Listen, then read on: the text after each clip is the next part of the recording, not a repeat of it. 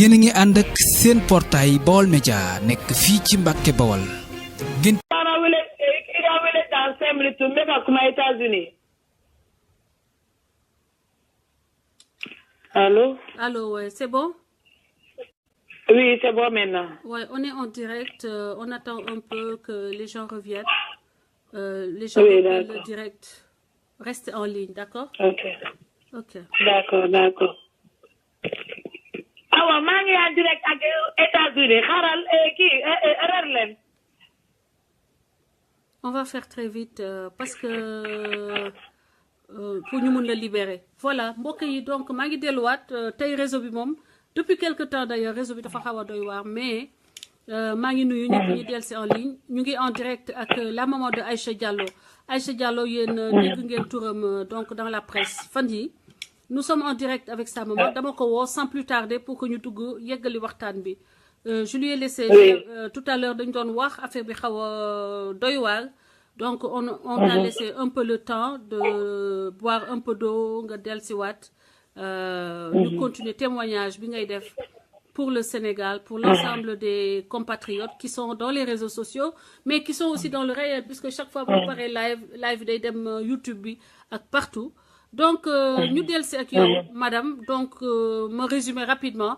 Madame Diallo doomam dafa def un accident domestique c'est-à-dire que dafa doon dañ doon bale après xale bi daanu ci kaw bale bi def perforation intestinale en tout cas ce qui s'est passé mooy elle a pris son enfant elle est partie à l'hôpital l'enfant n'a pas pu être soigné pendant 2 jours pratiquement elle a traîné dans l'hôpital qui est à Thiaroye et finalement moment bi nga vous voyez c'est une urgence médicale l'enfant a eu donc hémorragie interne et elle a raconté les péripéties et jusqu'au moment où l'enfant était dans la salle d'opération entre la vie et la mort c'est là où on a arrêté parce que c'était aussi dur pour elle que pour les auditeurs donc madame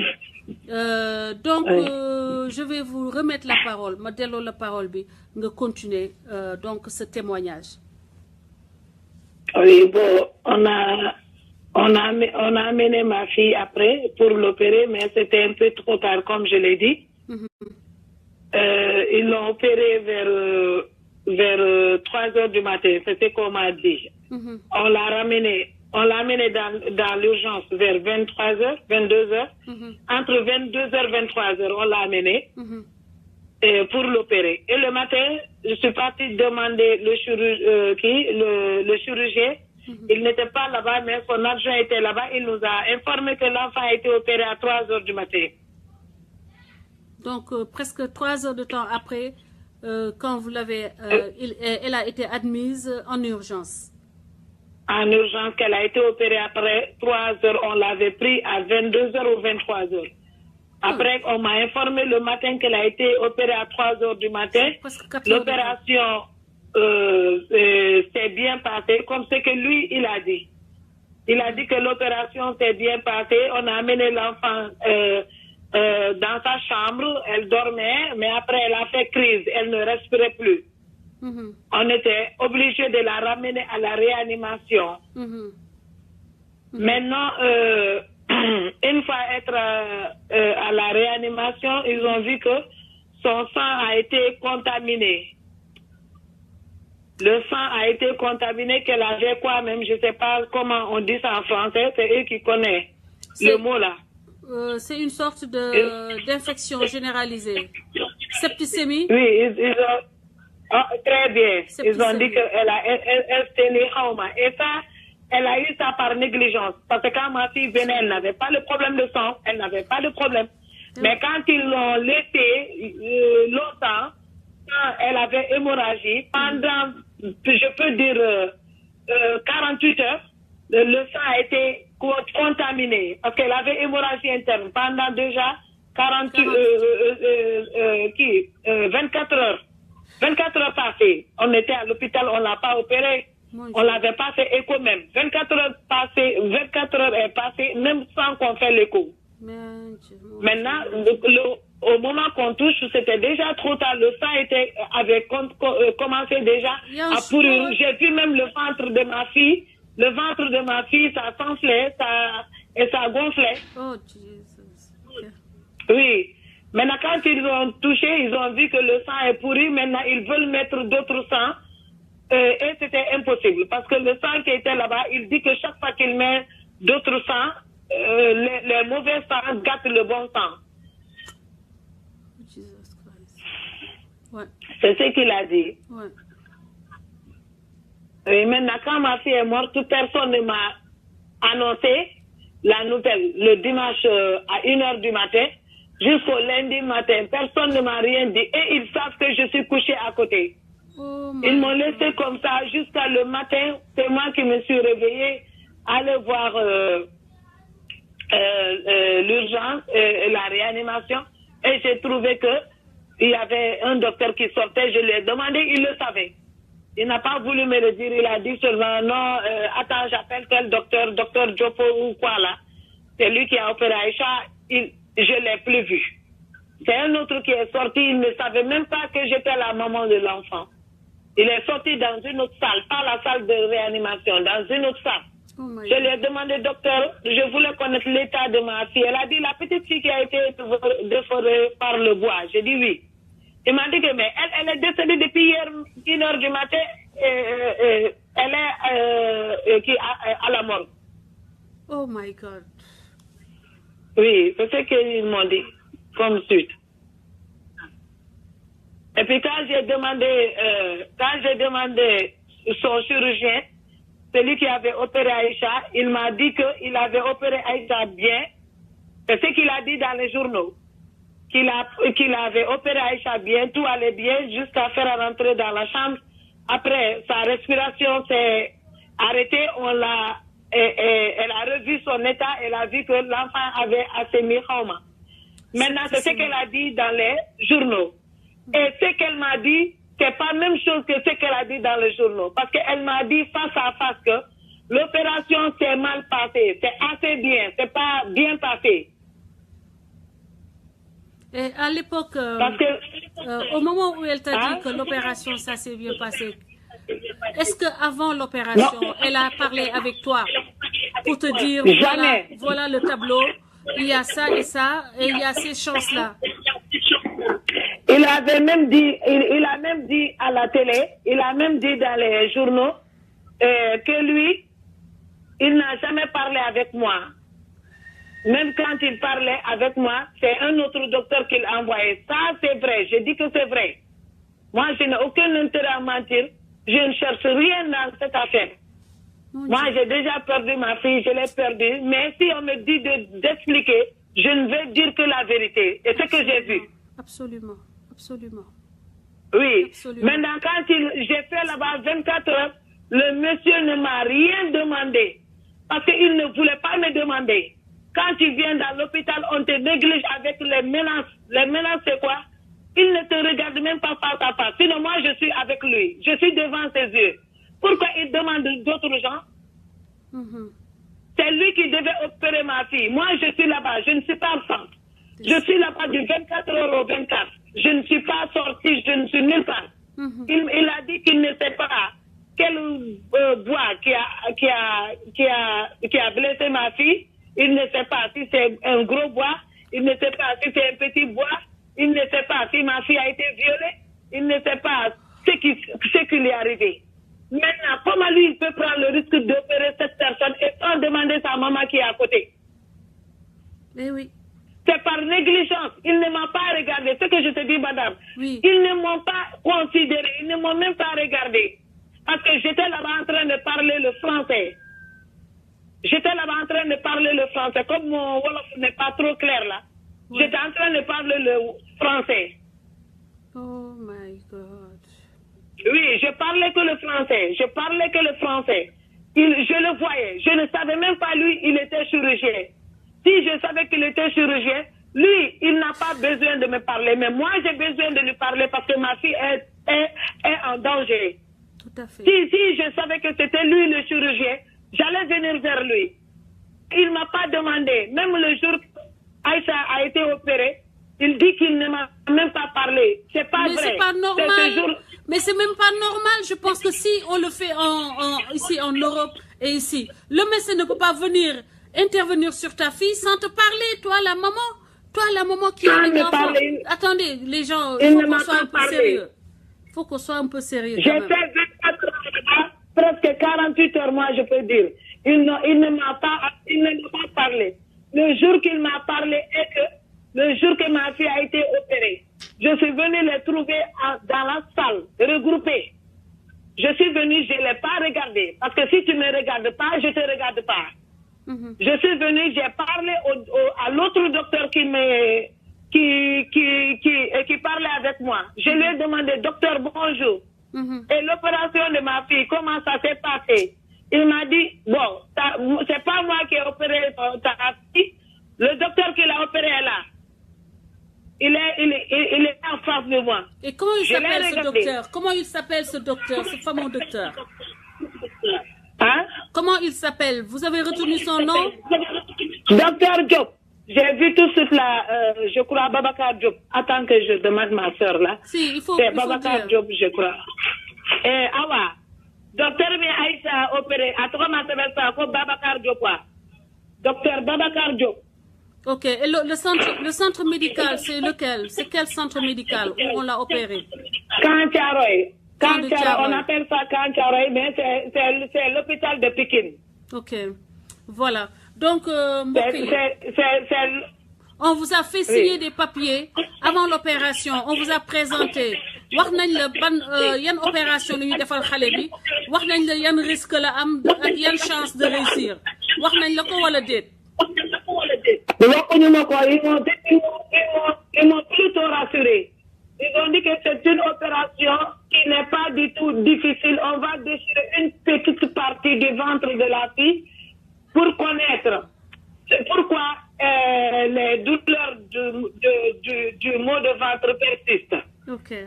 J'ai dit d'accord. Après, ils ont dit demain matin, tu vas parler avec ta fille. C'est mieux qu'elle reste dans la douleur. J'ai dit d'accord, il n'y a pas de problème.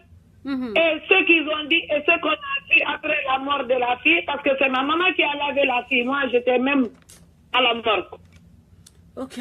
So, quand on a pris la fille, elle était déjà déshabillée. On a trouvé qu'on a déchiré à partir de son bas-ventre jusqu'au sein.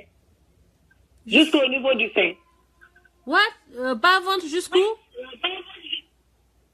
Hein? On a déchiré où? Excusez-moi de vous poser la question. J'ai dit. Oui.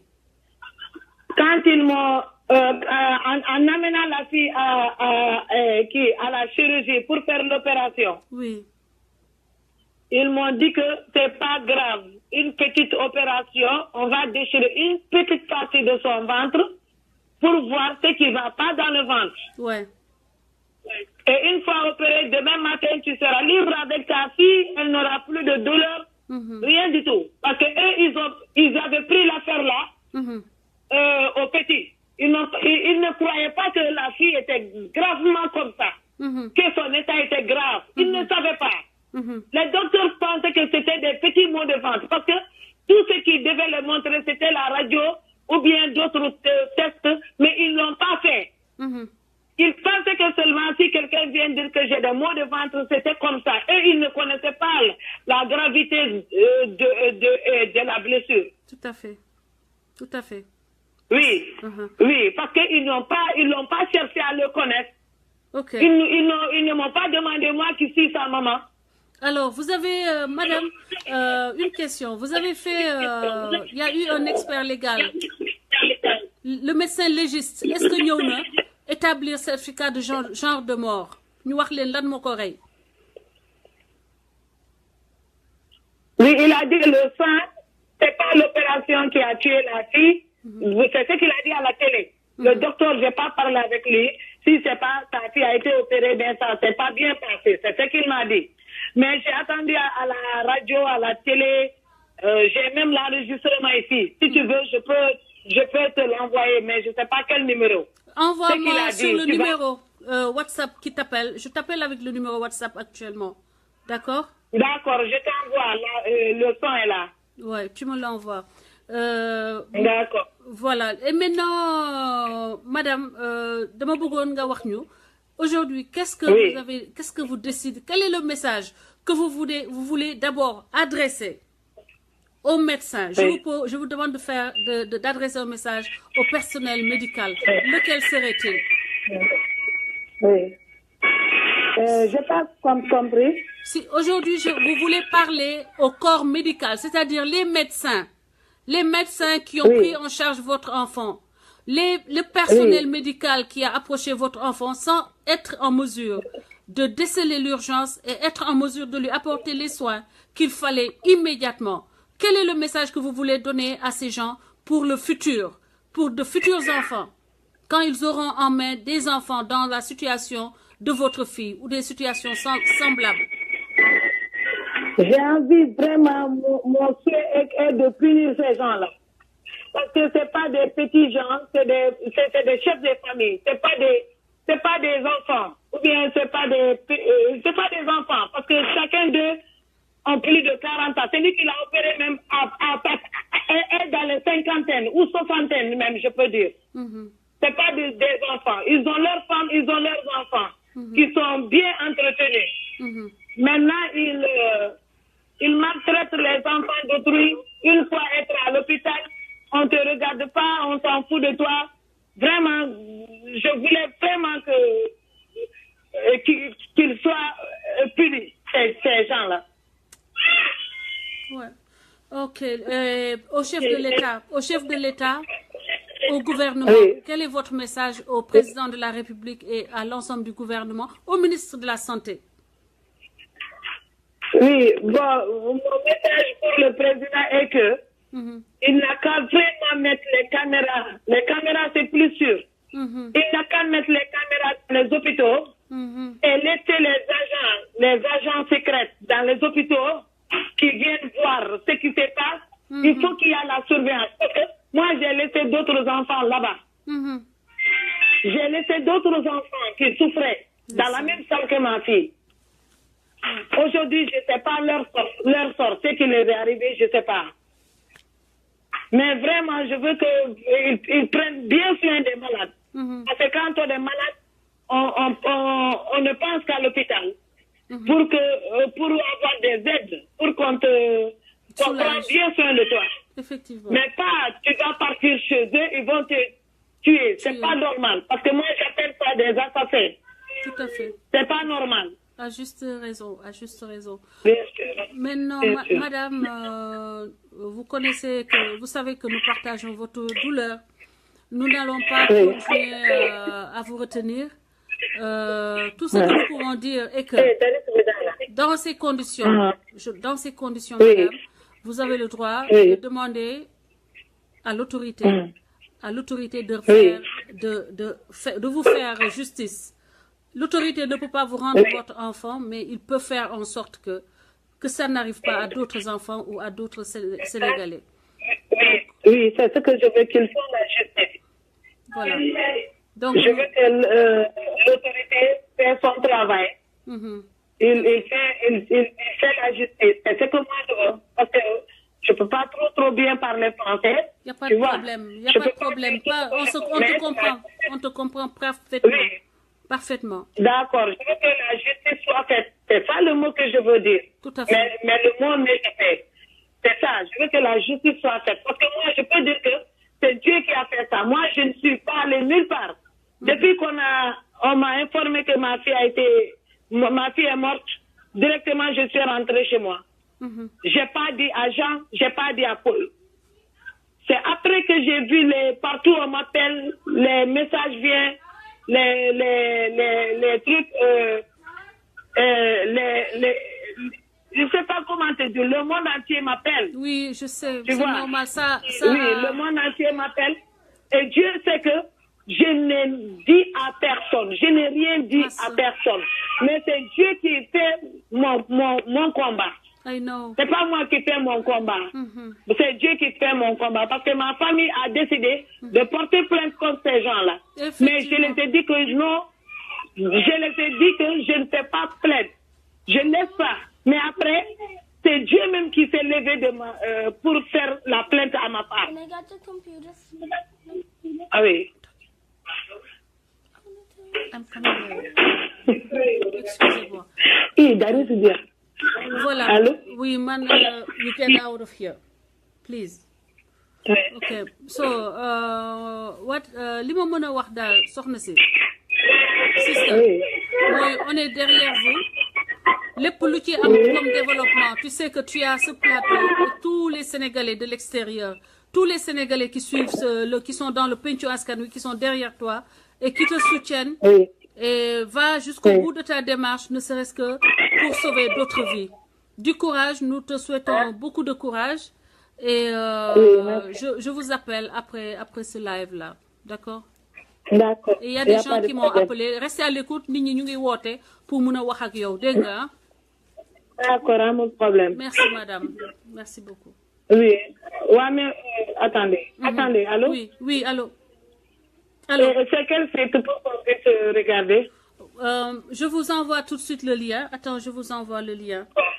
D'accord. Je vous envoie. Et je suis sur Facebook. Mon nom c'est Françoise Hélène Gaye Dittwiller. Si vous avez Facebook. Attendez. Françoise Hélène Gaye Dittwiller. Vous allez sur Facebook. Vous pouvez aller sur ma page. Tous les extraits, tous vos passages y sont à l'heure actuelle. Tous vos passages y sont. Le nom de votre page, c'est quel nom? Françoise Hélène Gaye Dittwiller. Je vous envoie les liens. Ne vous en faites pas. Je vous envoie ça. Vous cliquez et vous allez voir vos passages. Françoise Hélène Gaye. Oui, Dittwiller. Miller. C'est compliqué, madame. Attends, ma copier le ko. Ma copier le ko légui. Yónnee la ko comme ça nga mën ko xool léegi dinaa ko dugal ci site jubanti.com mooy site bi nga xam ne dañ ko def pour di xeex contre lépp loo xam ne moo jagadi lépp loo xam ni tout ce qui ne va pas dans notre pays, tout ce qui peut porter préjudice au peuple sénégalais. On a un site pour dénoncer et combattre tout ce qui se passe et qui n'est pas dans le sens du développement et du bien-être des Sénégalais. Je vais mettre les deux lives dans ce site-là et on va essayer de partager au maximum pour que votre message atteigne tout le peuple sénégalais, que votre message soit perçu par les autorités et que les autorités vous prêtent une oreille attentive et vous soutiennent dans ce combat qui est plus que légitime et qui est au service de la nation sénégalaise. Du courage. On vous remercie. Je vous remercie, madame. Tenez bon, nous sommes avec vous, nous sommes derrière vous. Merci beaucoup. Regardez vos messages, vous allez voir. Je vous envoie les enregistrements. Sur WhatsApp, oui, je vous ai mis ça sur WhatsApp. Merci beaucoup. Très bien. Tenez bon. Yal na sa xam yàgg seen loxo. Du courage. Continuez. Vous êtes dans votre droit. Faites-le pour sauver d'autres vies. Merci. Merci, madame Diallo. Toutes nos condoléances au nom du Pencco Askan Wi. ñu ngi lay wax sincères condoléances. ñoo ngi sa gannaaw. Merci beaucoup. Merci, madame. Ok, madame Hélène. Merci. Voilà, mbokk yi moo ngi noonu dañ ko war a def nañu contre expertise def na am médecine ñu xool situer les responsabilités. C'est pas pour faire du mal à qui que ce soit mais pour éviter que ces choses se reproduisent. Asalaamaaleykum. Waaleykum salaam wa rahmatullah. Soxna si. Françoise maa ngi leen di nuyu. waaw ma sœur maa ngi lay fay bu baax mbaa yaa ngi ci jàmm. waaw maa ngi ci jàmm sant yàlla. bisimilah. xanaa di am naqar Sénégal bés bu nekk rek lu mel nii rek di dal nit ñi askan wi. wallaay madame Ba wallaay. billaay ndeysaan. affaire bi metti lool. kay xamul fu ñu koy waxee. Sénégal ku am la ñuy faj ku am kenn du la faj. baadoole bokkoo de baadoole ku amul dara bokkoo looloo ma métti man Sénégal. li gën a garaaw mooy ñu dëkk ci àll bi Françoise. ñu dëkk ci àll bi ku ci am problème mu cancer. ñëw ñu war la defal traitement boo ñëwee hôpital. duñ la téye xam nga parce que traitement da ngay jaabante. billaay ndeysaan yenn saa duñu am paas sax. waxuma paas xam nga fu ñuy fanaan place l'Indépendance ci mag yi. looy wax nii. ma ne place l'Indépendance la ñuy fanaan ci banc yi foofu muuru tëdd ci banc yi foofu ba bët set bu ñu xëyee dox dem hôpital ñu dëkk ci région yi àll yi. wax ñun fu ñu jëm. léegi nag mu am benn dame bu baax a baax une dame brave dame elle s'appelle Maymuna Dieye association mu jël kër ci jàmmalaay 3 pièces di fay presque 175 000 pour jàppale dame yooyu ñuy ak nit ñooñu jóge ci àll bi ñuy am fu ñu nekk fu ñu fan pour le traitement. baax na kay baax na loolu rafet la. est-ce que dégg nga wax. dégg naa la bu baax madame Ba partagé leen mbokk parce que Sénégal bu ko nit defee lu baax dafay baax ñu wax ko. mais loo wax ci cas bi. volontairement. ah. loo wax ci kaw xale bii nii déglu nga parcours bi mu def ni mu demee hôpital. xale bi nekk fa toute une nuit guddi lëm jour bi mu def accident. nekk fa guddi lëm kenn laalu ko. defaluñu ko daa vendredi samedi. dimanche. laaluñu ko. après ñu dem ba xam nga de 14 heures à 19 heures blessure su amee da ngay am hémorragie 2 jours 24 heures sur 24 heures 48 heures c'est trop buñ la laalulee c'est trop da mën na ko c'est infecté. moo loo infection bee ko rey xale bi infection bee ko rey. jërëjëf léegi nag waa joogi di rëy làmmiñ nekk ci live bi di wax xolal noonu rek la ñu mel dañu ñàkk jom. dañuy ñàkk jom ñi leen di saaga rek a baax ci ñoom. xolal mu mel ni amul famille naan ci hôpital bi la dëkk. yow bu nit ñëwee am blessure xale vendredi samedi nga ni dimanche nga ko defal intervention dégg nga mu gaañu lundi après yow fayul frais yaa fay frais mais nonsense waaye yow dañoo jaral saaga laa la wax. yow fekk dee na ba pare yow un mourant ngay fayeku naan ñoo yéen a ko fay ba ngeen ko reyee ba pare yéen a ko négligé.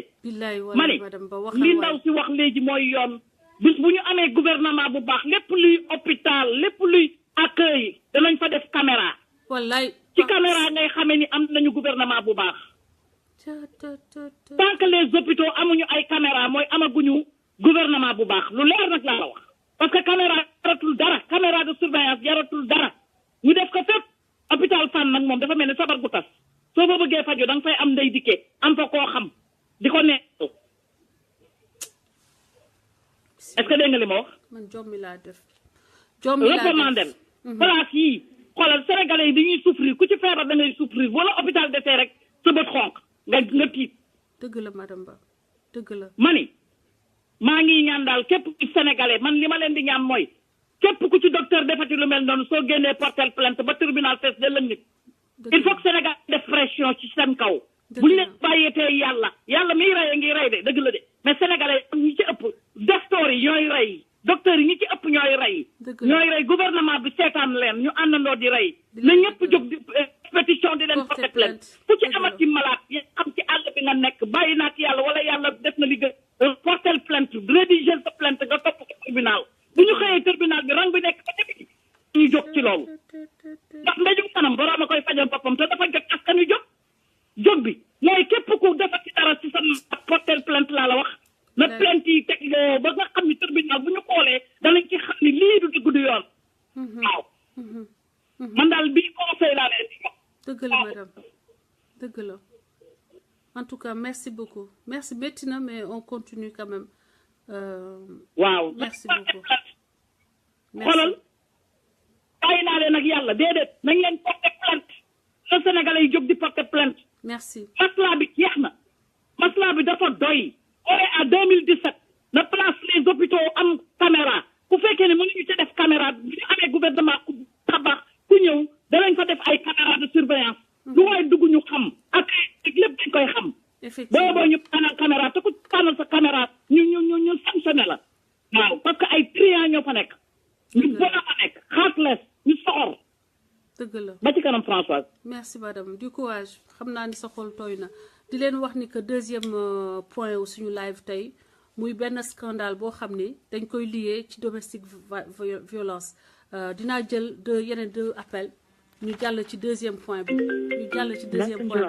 parce que aussi urgence la j'espère que Babacar Touré est en ligne encore que Sénégal ñu jubanti jikko yi di wax ni que problème boo leen am ci àdduna bi rek problème boo leen am Sénégal mënu leen ko lijjanti mënu leen ko wax ngeen ñëw fii ci pencu askan wi looloo tax ñun dañoo delloo dekkal penc comme na mu demee woon ci suñu temps maam yi donc vous êtes là dans le pitch indi leen seen problème ñu waxtaane ko xool ci solution deuxième point bi donc mooy le scandale bi ñuy tuddee le scandale Birima Mangara partagé leen vidéo yu mbokk yi léegi nëppal bi dafay jeex parce que sénégalais yi bu ñu amul télé bu ñuy wax dañ ñëw Facebook ci pencu askan wi wax musiba yi nga xam ne moom la ñuy dund musiba yi nga xam ne askan wi moom lay jàkkantool bés bu nekk. waaw salaamaaleykum. maaleykum salaam sëñ bi na nga def. waaw maa ngi lay ziar soxna si Françoise. maa ngi delloo ziar El Hadj Ndiaye Brésil. El Hadj yaa ngi ci biir waxal 2 minutes rapidement ñu avancer parce que affaire baa ngi commencé gudd sëñ mon frère. waaw man de intervention bi may def mooy ci premier point bi concernant xale bu jigéen bi nga xam ne moo faatu Dakar ci problème mu santé bi rek. dëgg la. muy Sénégal. xam nga ñu ci ëpp ñun Sénégal gi dañuy bàyyi ba dara xew ñuy soog di wax. ñëpp noonu la loolu la ñuy def. dëgg la. mais problème mu système santé Sénégal dafa yàgg am problème. yàgg na kay yàgg na. Mami, WhatsApp audio. tey jii nii mami maa ngi lay woo léegi ma sœur. tey jii nii bu ñu wax médecin bi bàyyi responsabilité état. ndax médecin bi moom tegal duñ ko ay moyen muy hôpital yi toujours sax da ngay dem jëndi ko. dëgg naa waaw. ku gaañu micro sax da ngay dem jëndi ko donc hôpital bi bu nit bi ñëwee présenté wu ñoom bind dong lañ mën buñ bindee dañ lay jox ordonnance bi. boo yorul xaalis mënoo ko jënd kon ku tëdd yëpp bu yorul xaalis mënoo faju Sénégal. dëgg la public amul matériel. privé xaalis moo la fay faj. donc système bi Sénégal yor mooy pauvreté yi ñoom toujours ñoom ñooy sonn ñu amul xaalis. dëgg la Sénégal dañoo calculer bu nit ki yorul. Mami, WhatsApp audio. merci beaucoup merci dëgg la mon frère. Sénégal dañoo calculer ci bu problème ñëwee nag ñëpp dañuy wax mais problème bi dafay yàgg parce que Sénégal ku dem hôpital liñ lay wax mooy demal nga jëndi boo yorul xaalis moo jënd te boo jënd duñ la faj parce que ñuy faj amuñu benn moyen ci biir hôpital yi. dëgg la. loolu mooy problème mu Sénégal donc ki nga xam ne moom mu faatu ñu ngi koy jaale di wax yàlla na ko yàlla yërëm. xale ko àjjana metti na trop. merci mais beaucoup système mu Sénégal daal toujours ba doole yi ñoom ñoo ci sonn. dëgg la mon frère. dëgg la ñoom politique ñoom la ñu waxee te ku falu fàtte leen kenn dimbali mu leen jàppale wu leen ci dara. taw gi boo demee hôpital ñu day feebar bala moo egg hôpital dee ndax ba mu dëkk amul centre de santé sareet lay dugg bu dee poste de santé du faju ndax yorul xaalis. dëgg la kay. Sénégal ku yorul xaalis boo. c'est la système bi da nga koy dégg rek ñu koy wax. c'est la vérité. waaw loolu moo tax Sénégal ñun ñii ñëpp ku ci mën a doon ku dem hôpital duñ leen njëkk a def mu bindal la mën a demal nga jënd. dëgg bu la ko jëndut ana garab yi lañ ba ñu laa laal ana garab yi ndax jënd ko boo ko jëndut dañ lay romb dem. xam naa li bu amee xam-xam tamit. xam naa li amul garab yi mu la mën a faj mënu laa faj donc ki faatu. xaj na médecin yi man bu même buñ volontaire loolu mënuñu ko faj ndax pharmacie yi duñ leble pharmacie yi ñoom privé la. partagez la vidéo chers amis partagez leen vidéo bi El Hadj ñu ngi lay remercier li nga wax yëpp. pharmacie yi privé la. matériel amul dara amul. moom lañ mën a faj mën a faj. moom kay. bu fekk matériel am na parce que man daaw bi ma demee Sénégal dem naa benn hôpital di affaire urgence yóbbu benn xale urgence ñu lay benn ordonnance ma ne leen faj leen ko ba pare soog maa defal faj bi ñu ne ma su ci xaaree loolu duñ ko faj parce que ñun garab yi ngay dem jënd ci lañ koy faje premier jour yi yaa koy jënd ñu faj donc hôpital Sénégal yi moyens yi moo fa tegewu dëgg la ku ñëw li man dañ lay jëndal nga dem jëndi donc ku ñëw te yoroo xaalis dañ lay teg de côté kenn du la laal parce que amoo garab yi la mën a faj xanaa bonne volonté nekk fa jëndal la garab dëgg la merci waaw beaucoup donc mooy li ñu war bu fekkoon ne nag ci biir hôpital yi am na pharmacie yoo xam ne am na garab yu baax état bi moo ko moom ku ñëw am problème ñu jaay la ko ba pare bindal la facture après nga def décharge bi loolu du am mais biir hôpital yi garab ya fa nekk garab yu nekkul garab yu am doole. ñii dañoo jógagul am pour doole liggéey da koy soxla lépp benn ci dem jëndi ko. El Hadj li nga wax nii xoolal état au Sénégal boo génnee xam système ni muy doxee ci biti nga xam ne ñuy jógaguñu pour liggéey jógaguñu sax pour liggéey mënoo am système booy joxe ay médicaments gratuits boo xamul kan moo soxla dimbal kan moo soxla wu dimbal xamoo sax ban Modou Ndiaye moo dëkk rue 15 ak ban Mamadou Ndiaye moo dëkk rue 18 c'est-à-dire que man y a un mois dafa am sama benn cousin muy sama doomu ndijaay dafa feebaroon feebar bu métti. ñu hospitalisé ko Touba hôpital Ndamatou. biñ ko hospitalisé hôpital Ndamatou liñ ci def ci xaalis dafa bëri trop. après buñ génnee hôpital mu def un mois feebar bi daanee laat ko. madame Mbacke bi nga xam ne moo nekk hôpital bu Mbacke bindal ko papier de transfert pour mu dem Dakar Le Dantec. bi mu demee Le Dantec sama yaay moo ko yóbbu woon bi mu ko yóbboo le temps ñu contacté pour ñu dugal xaalis bi daf leen doon wax.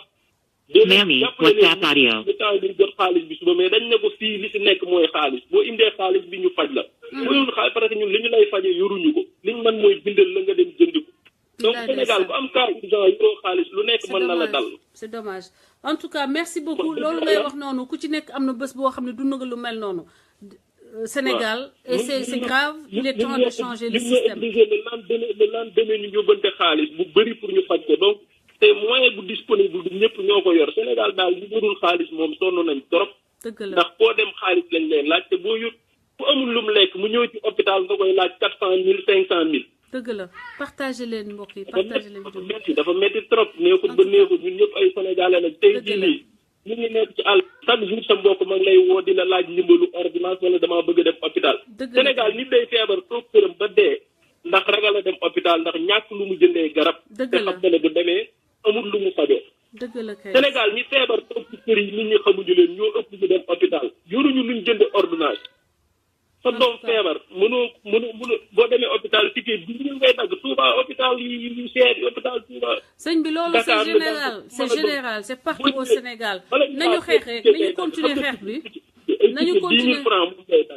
nañu continuer xeex bi ñu changer système bi. ku ñëw ci hôpital pour seen yaramam nga ne ko daggal ticket bala ngaa dugg ci biir gisa boo médecin bala ngaa dugg rek da ngay dagg ticket. Ouais, le système est mal construit système bi la ñu defarul te il faut ñu tabaxaat lépp basique yi la ñu war a defar lépp la ñu war a defaraat lépp zéro y a pas de système on n'a pas un système on a un semblant de truc. am naa chance su nekk Brésil seen système santé baax na su ma demee ci hôpital bi sama këyit rek laay joxe lu ma bëgg a def dañ ma koy defal gratuitement suñ ma bindalee garab damay dem ci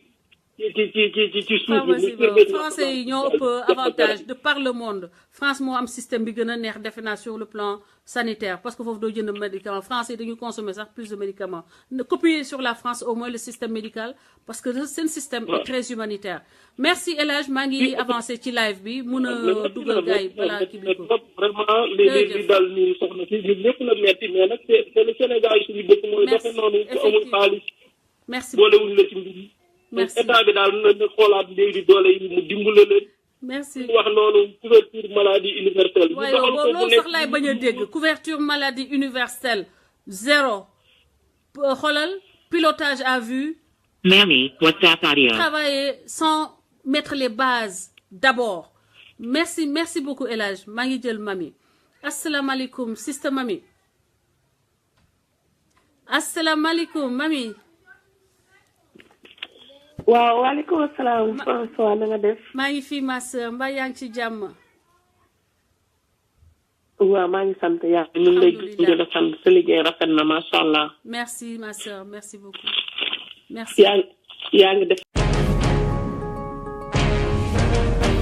yéen a ngi ànd ak seen portail Baol Média nekk fii ci Mbàkke Bawol ngeen ci am bépp actualité ànd leen ak seen portail Baol Média di premier portail d'information générale fii ci région bu Diourbel Baol Média xibaar yu wér te wóor te leer